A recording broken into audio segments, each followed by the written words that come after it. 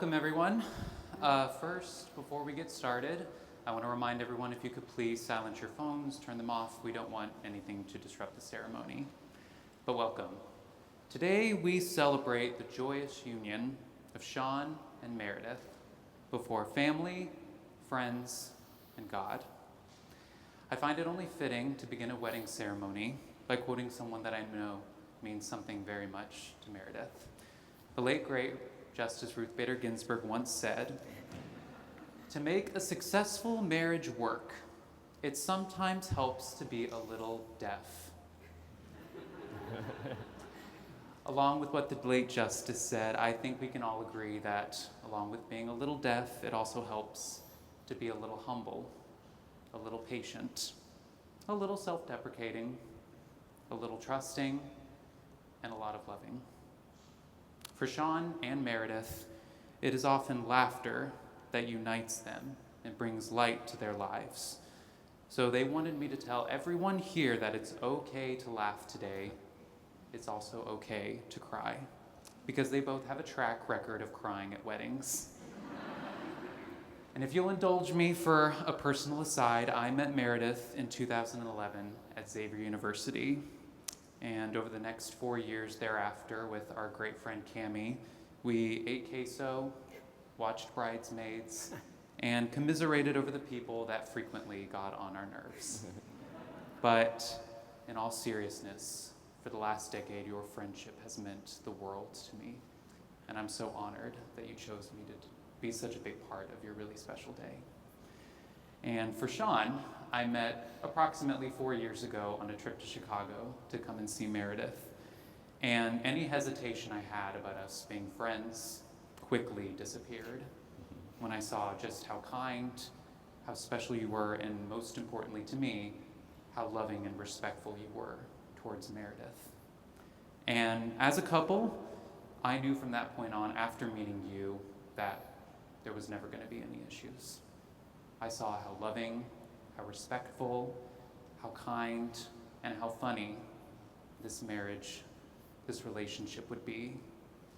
And when I found out you two were getting engaged, I just knew that it would be perfect. A perfect day for two incredibly perfect human beings. And now, Sean and Meredith have each selected a reading that expresses their shared love of music and art.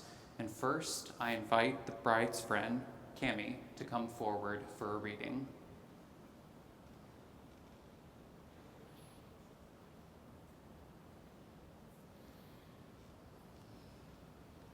Meredith chose this reading from the TV show Fleabag.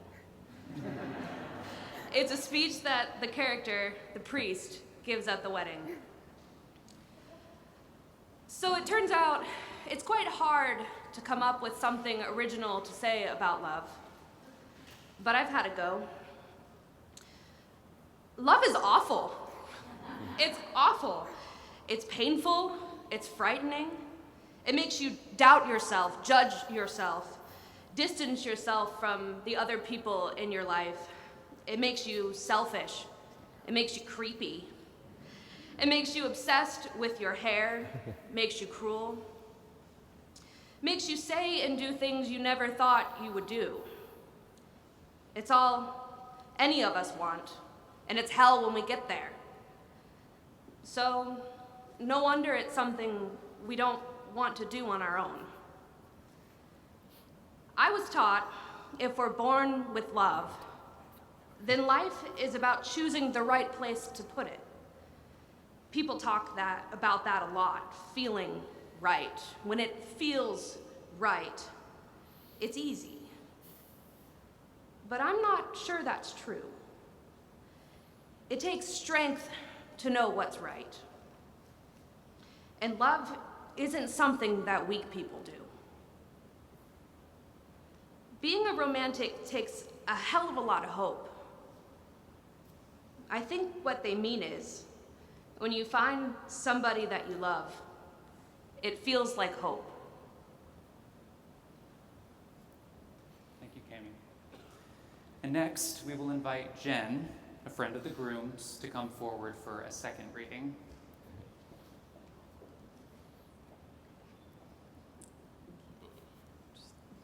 Okay, we're good. Sean chose this song by Nick Cave called Into My Arms. I don't believe in an interventionist God, but I know, darling, that you do. But if I did, I would kneel down and ask him not to intervene when it came to you. Oh, not to touch a hair on your head, leave you as you are. If he felt he had to direct you, then direct you into my arms. Into my arms, oh Lord, into my arms. And I don't believe in the existence of angels, but looking at you, I wonder if that's true.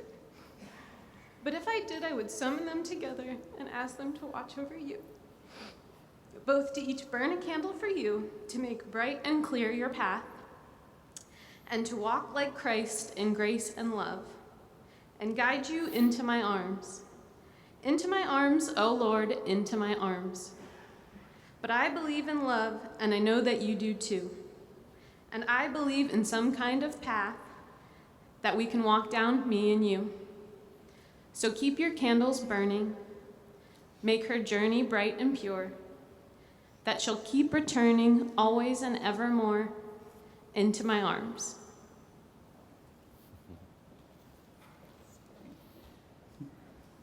Thank you. And now, the bride and groom have each written personal vows for one another, and we'll first begin with Meredith. See if I can get through this. Sean, where should I begin? Our relationship began by swiping right. I used to be a little shy to admit that fact, but because we have each other, I no longer care how we met, just that we did it all. I love hearing you laugh. I love that I still smile when I see your name pop up on my phone. I love the home we've made in Chicago, and I love that you are the reason why it feels like home. We have celebrated some of our highest highs together, like grad school graduation, new jobs, sports victories, and funny improv shows. And we have supported each other through some lows, like the whole part of graduate school before graduation, painful improv shows, or when the NCAA vacated the 2013 Louisville men's basketball national championship, which I am still not over. Also, there's that pandemic that pushed this moment back by a full year. As hard as it's been for us and for so many, there were times I knew for certain that we would make a great married couple. Like that time you patiently sat in a chair in our bathroom for 90 minutes while I gave you a pretty uneven haircut.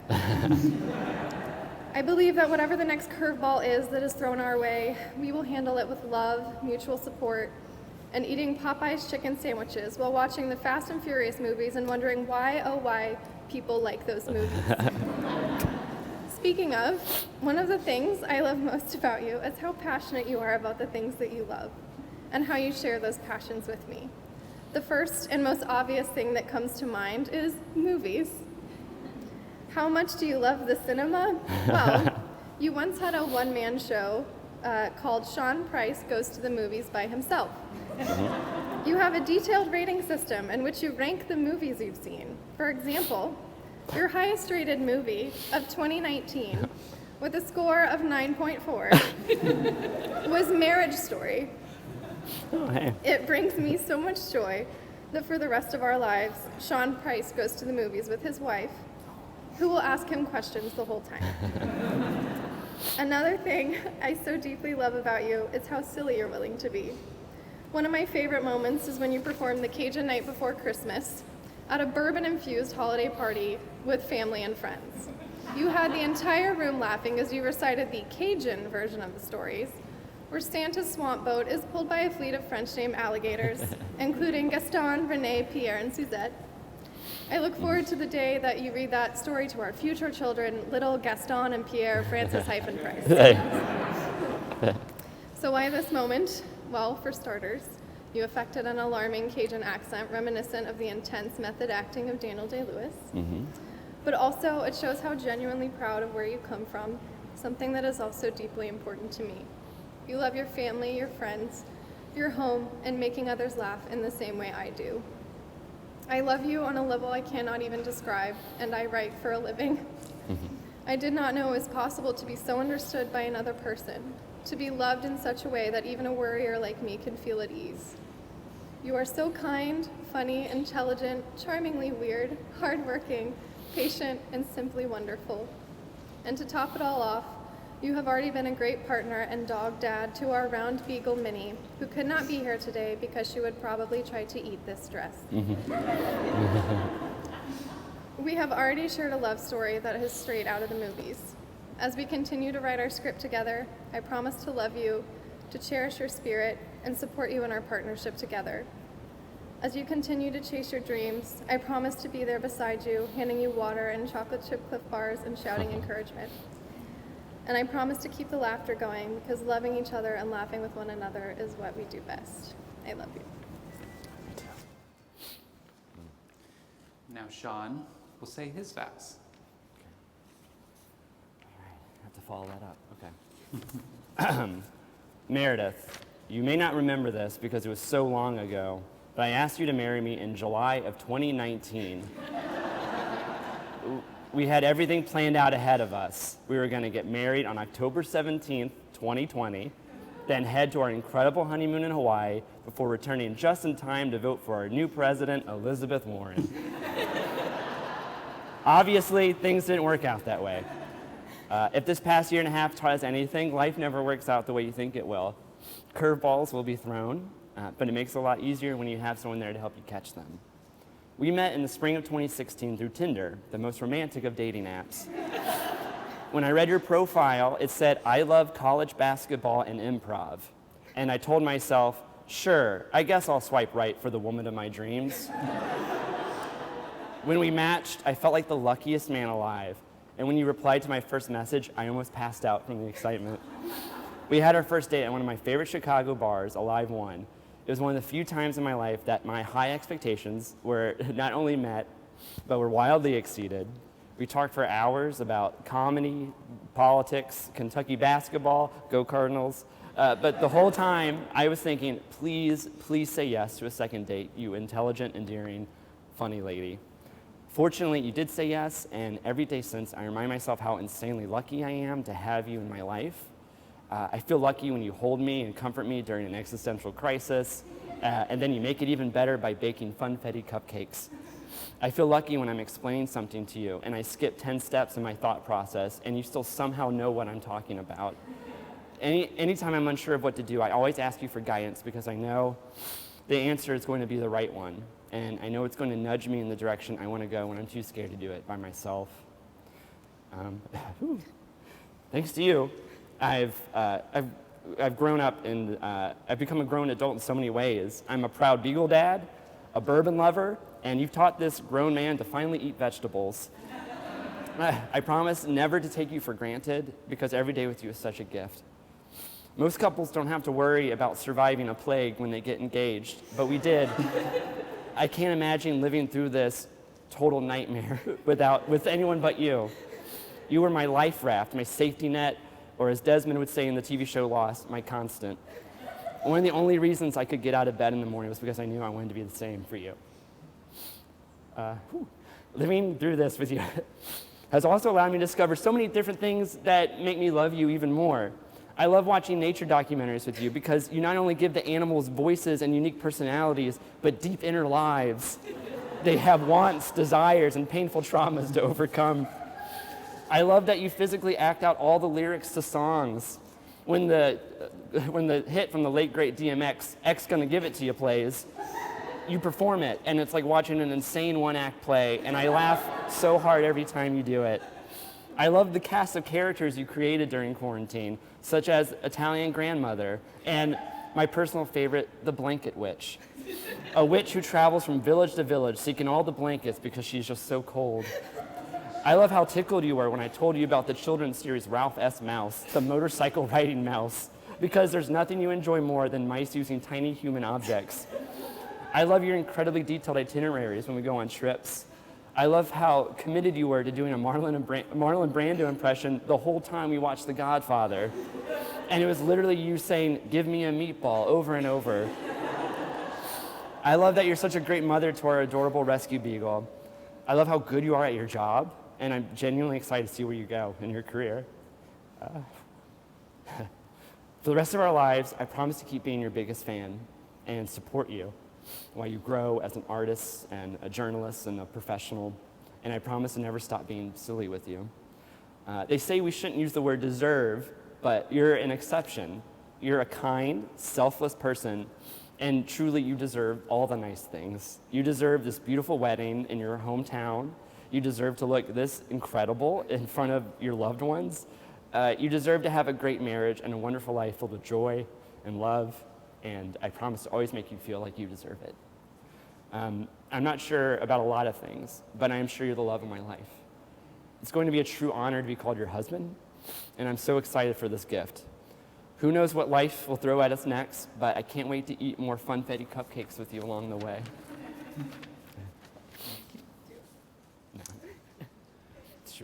And now if we could have the rings.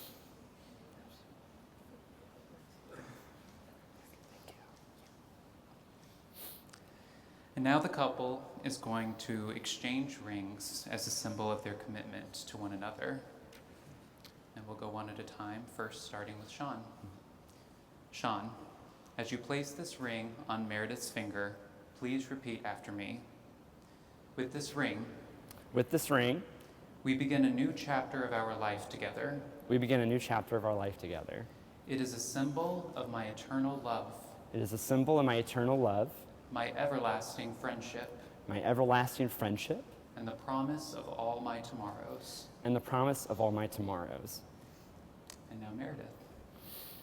As you place this ring on Sean's finger, please repeat after me. With this ring, we begin a new chapter of our life together. We begin, there we go, a new chapter of our life together. It is a symbol of my eternal love. It is a symbol of my eternal love, My everlasting friendship. my everlasting friendship, And the promise of all my tomorrows. and the promise of all my tomorrows. Now, before we conclude the ceremony with the declaration of commitment, I want to remind everyone that immediately afterwards, there's a small cocktail hour just downstairs, where I invite everyone to go to just before the reception begins. And finally, we'll end with the declaration of commitment from each individual. Sean, do you promise to be faithful to Meredith in good times and in bad? I do. In sickness? I'm ready for it. What's going on? Okay, back up. I'll give you a question mark so you know to end it, okay? In sickness and in health, to love her and to honor her all the days of your life? I do. Meredith. I do.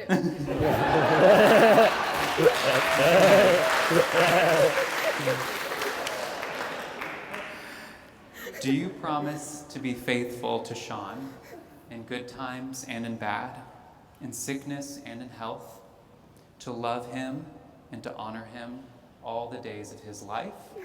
I do. Then, by the power vested in me, I now pronounce you husband and wife. And ladies and gentlemen, I now present Meredith and Sean married at last. You may seal your commitment with a kiss.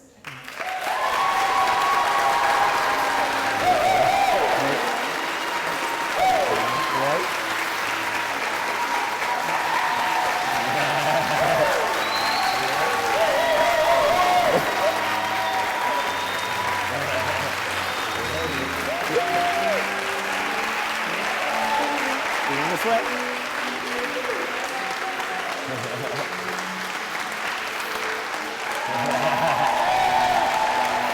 Oh, great. Great save. That's how you do it.